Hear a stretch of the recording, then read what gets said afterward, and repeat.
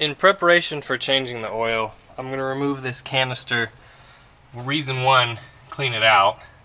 But reason two is these return lines for the oil. So oil goes in and then out of the canister filtered.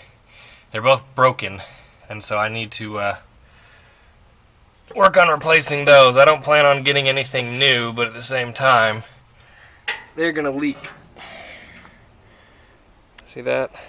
Yeah, that's not good. So hopefully I can be able to get some threaded inserts and just use regular hose they already have. So here's the oil that comes out of the Yum. So I'm going to let that drain out and work on getting these lines fixed. I'm not sure if all this sludge in the bottom means that the toilet paper filter was working or wasn't working, but guess what? I'm going to do the same thing I did in the Mercury. I'm going to load a quart of Marble Mystery in it. Hopefully be able to wash out all that sludge, because I know the crankcase, after 60 years, is going to be full of it. This oil change is taking longer than I thought it was going to, and the reason being is I'm going to let it, instead of just putting new oil in, I'm actually going to let it drain for a while. Maybe some of that sludge will come out.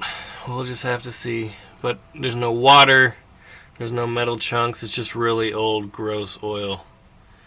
So we will leave it at that. Now whether that was 5 quarts, I don't know. I had an issue with these connections. As you remember in the last video, these connections went to rubber lines which connected the oil filter to the rest of the engine.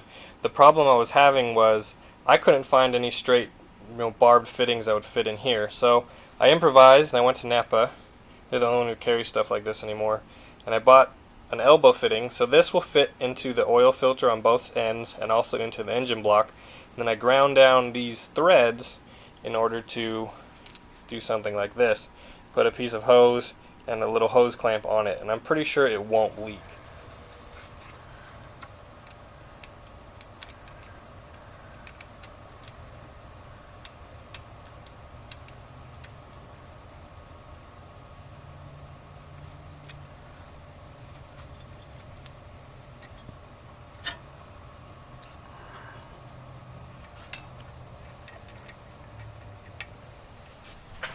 Here is the final look at the new oil lines.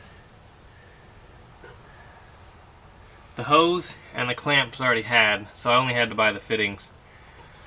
But now it's time to finally finish this oil change with a new filter. So here is the new filter, C4P. Basically, it's got a seal on the bottom and on the top. You look down in there, you make sure you have your little piece that it rides on. Of course, you can't see that.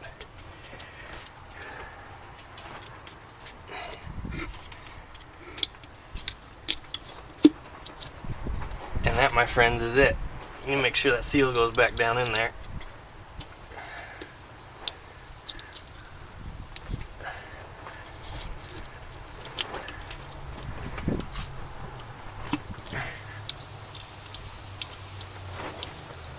And that's it. Oh, and don't forget, for your lid, it comes with the new gasket. That'll fit right on there. I got the drain plug in. Here's my funnel. There's my Walmart bottle of oil, which was like $11.50. I'll take it. Now here's one thing I'm not sure of. That is how much you put in the filter. Now I know with normal filters on cars, you want to put oil in the oil filter. I'm just gonna put a little bit in here.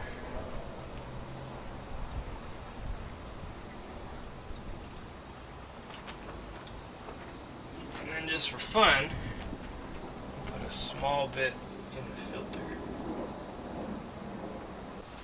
And of course, like always, I make a mess. Not surprising.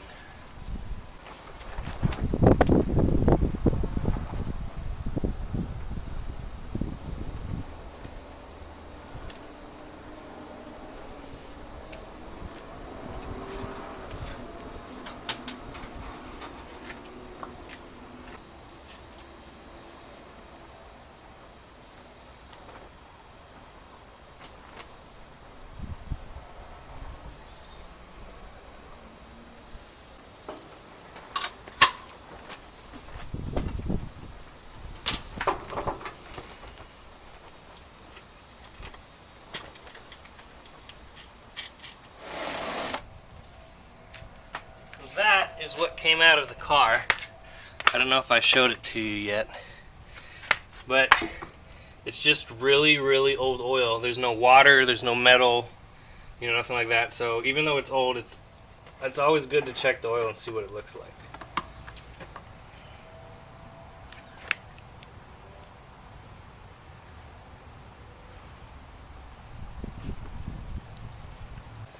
So here's one problem with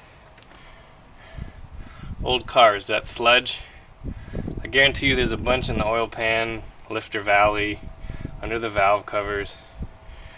But you just have to deal with it with old cars. So what I like to do is put Marvel Mystery Oil in it, and I'm going to top off the car once I get it running and get the oil moving around. I'll top it off with that, and that does a really good job of cleaning all the sludge up.